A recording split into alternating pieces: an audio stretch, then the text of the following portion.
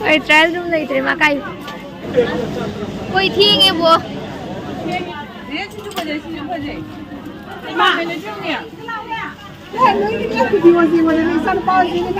وخلقي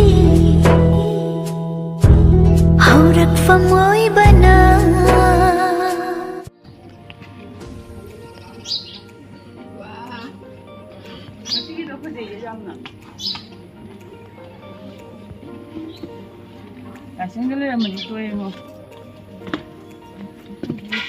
mang đi lạc ta đây.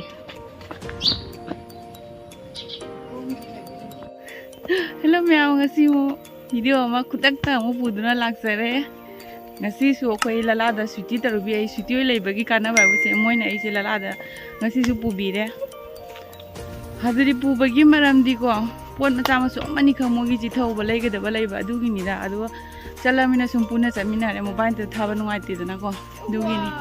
Ada tarubi se lak ba dai na pisum dang phoi bi ba bu ja dri ngasi bo manam phoi bi dri mi.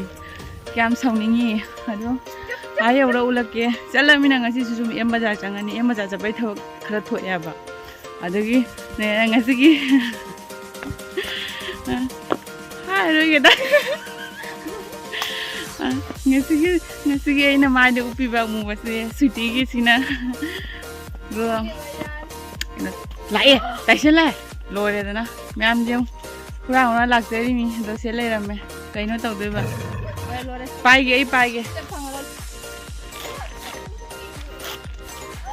mayam sini khanna tholok bodo adu hekta oiba ado taisen je na sai kano smang ma lum le ho bane ina hai bane mang je taisen je ai na ado ma di thongan da ngai le rame nong mata free de chat ba phang ja de ko koi ma lo bodi lai taisen je ado koi jali se koi ne khamba koi gi khang pre khang chat bane ba ni sina hore hora ko ai lotion ba yam thuye ba ko ai lotion lo re mobile ni phat lotion lo re thok le mi yam thuna halak tai mi adu gi ni akhoi ma taisen lo wala ye hoji ulla roi da akhoi ma sa ba si ga kai le bi ni Khang di. Jao ju poti le bi da ja roi Oi ben to na pai unem ta. am si ngang ro to sa ta da ni kai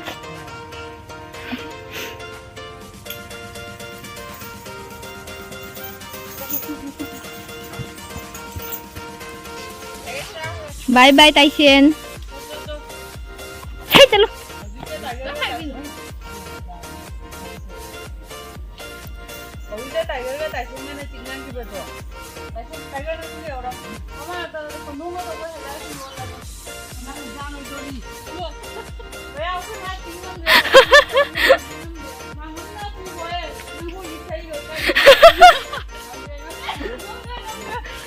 Oi nang om tu zo ni.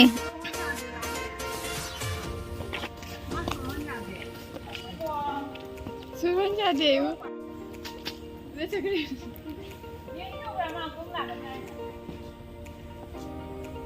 Hoi maning dia la kanya di.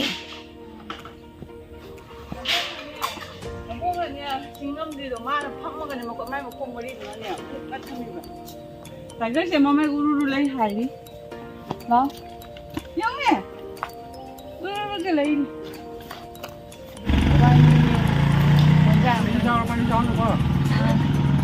Jauh.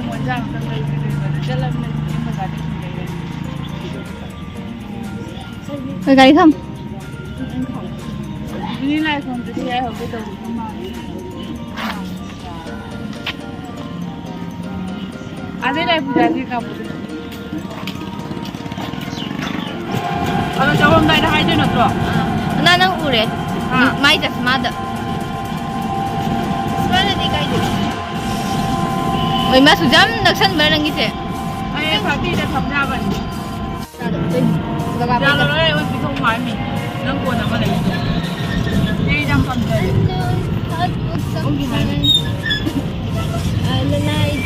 Ini buat di Lala jalaga halak halai ingat dengan sanata, kamu orang yang nama tentang apa itu saya sedang siapa halai itu.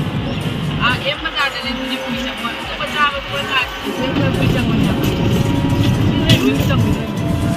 Kali saya ni ni, kita semua yang kali mana ada tu, kan yang ni. Tiger, aku taruh biar lagi, mama nabi. Mamanaba. Je. Piramu. Toubeu ni. Jo. Gari na kata kano tawai dra ne ma cross ka tawri se. Oi sweetie wa thabi pi changi. Aya tiger je nushi ne. Nupa ni ne. Lao. Aya ma thurang ngam doi bo. Ngam ni. Aya oi. Gari lai ne. Chi jum chi na tro. Ta mo. Aya tu ma nang mo thun ko. Leo. Aku di Baazar cakap le. Video nama dia terlalu slow aja. Wow, tahu. Nanti ngasih je puja apa ni live mode ki keno jam ya, batu na jam ya batu na video se lau ini mungai tre. Sehingga Baazar manak tamal lagi ya, mau pendek kan baloi ya. Baazar ada lagi ya. Ay Baazar se langman ni naik kai se lebo. Ngasih ya mami yang biru bermalah ngasih se. Ngasih mi bir ni, ayuk tu pura mi bir. Somda tu mi bir we.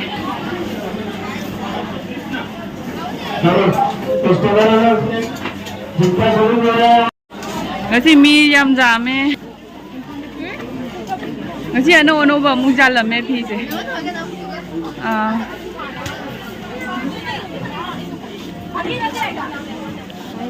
Kya kore lakwa? Lâu rồi nè, nang quá ngọc thốn mẹ. Tên gì nè? Mà đi xa, na khối lạc của đã mua giặt làm gì cái xe nó có giặt làm gì ship prop pure cái tên này ngoài nè. Mà bây giờ cái là để khối đã hỏng mất cái. Asi chú nấu được gì không nè? Na nó mua giặt lâu thế gì?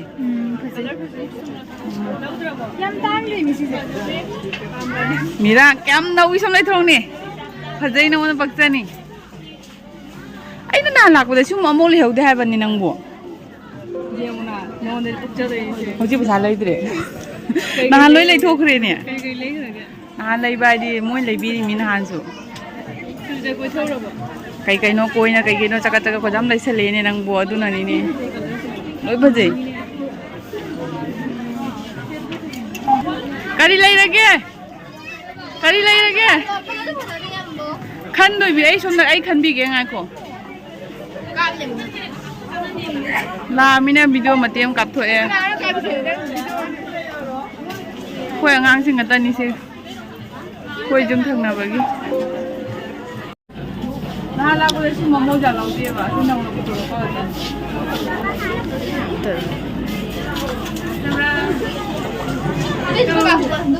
Oma SL này bà mà. Gì à? Tôi không giải.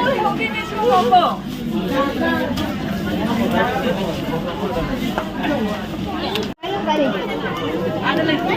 Bukan apa nak asli farming ya. Ay lama lu farming mo kasi. Itu kamera. Sorry. Asli farming. Ay jam nasi farming po. Ngay đâu đi? Tôi xiết rồi. Xiết này mà nung được pen giao gì được. Chăm nó phải được. Ai cái đam mol cái phim rồi cái cái nói jab na đi phải là gì? Asli Baazar jadi apa? Aduh, nggak cuma tang lau udah di pangge. Nggak cuma di lau color dulu. Atau begini color gitu. Mahal gitu ya. Dia cucu aja. Asli mau lo sih tu kak? Talwe sasa. Sing fry dengan itu. Terus apa sih?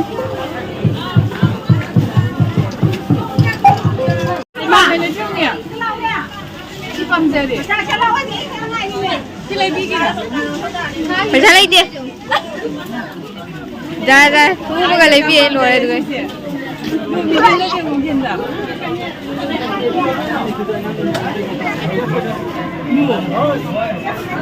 bro gemai set begitu gelak mula di sini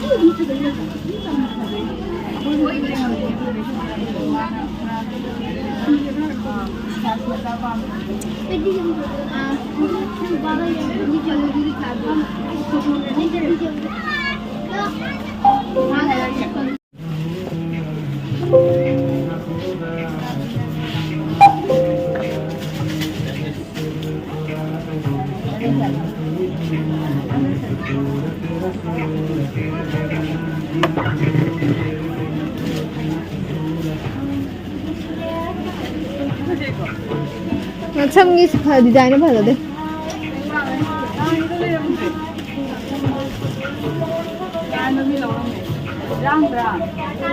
Pagdating embo.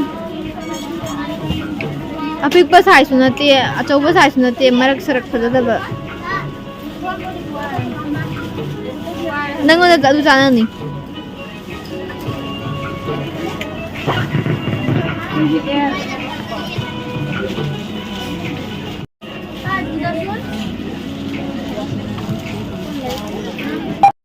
Nang ne bhai ba bigar ki position to jingo hoga Ay trial room na itre makai. Usyong.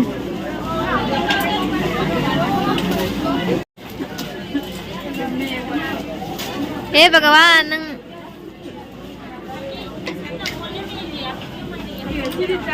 kayo no hangaw sila gaya siga. Why nang mayam ai hujigido yam paame ba ko icham chamna do I lisalaga jing ya ba do lisalaga ipa bajadre do toya lorok Lagi.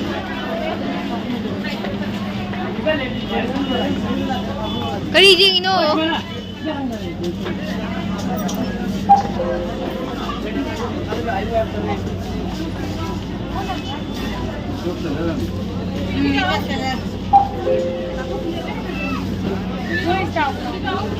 Aduh pada ni.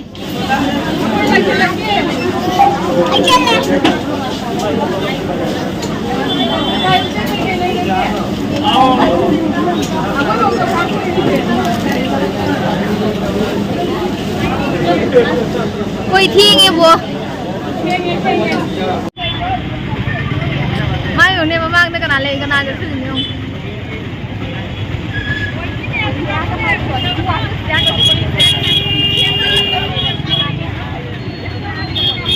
Lao hết cũng được rồi. Lao chắc là muốn lùi đấy. mayam puja gi mi kutin je yong ne ako jo lai lai ngai da thieng e nahan di mi mo lai am de bang asi di loi re lo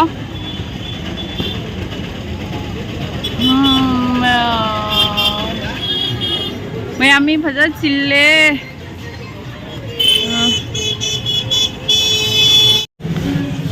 lang mana tham na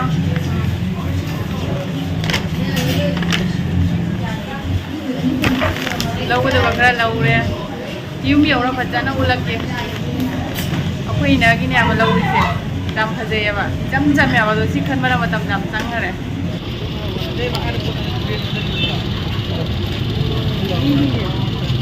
Milam bithau ni.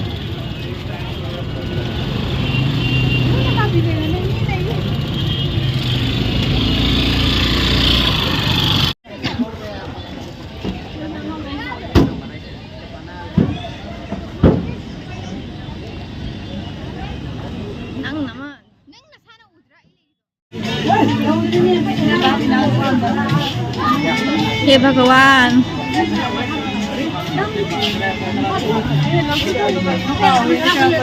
Nang kai ta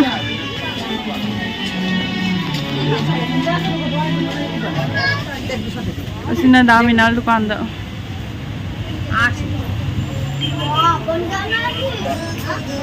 Ako Baazar da phangakre ba aduna dami na dukaan da oi lai. Karama pamino.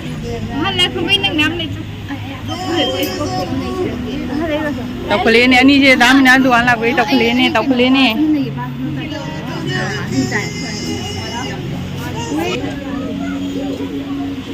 Achamba ma chu khalu laura di. Achamba ne. De. Ji phajai ne. Myam si phajai crop top ne ba. Ai won cha ni ne. Karama pamino. Dami na dukaan da chu phaja myam lai. Ai je purple se oi pami ba do. Purple do. Aduni ba purple lo pami. Adam hangdo che do na ma ilo. Do. Myam ai si pami. Aduni ai si yam pamjare.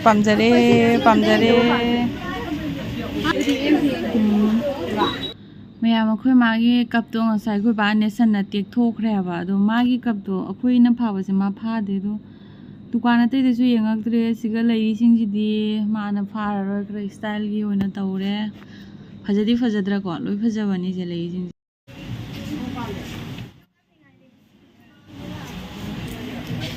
si phajai ado jam halka di oi do lupa 400 hai ba adi tangi 350 gumba oi di 400 350 ka hara do tho taw ra di picture ka daba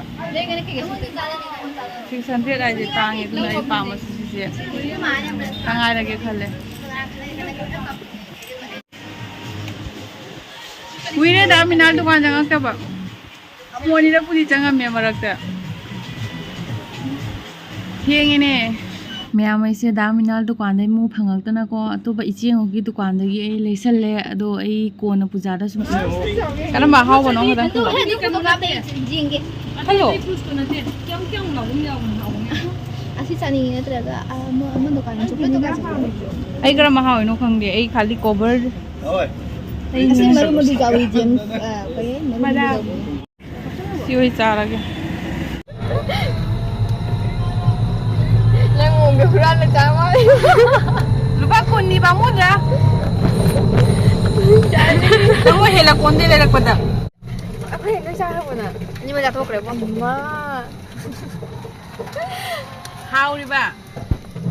How ini bukan unit, nak kenal darah roh. Dim jauh. Apa yang tahu ni?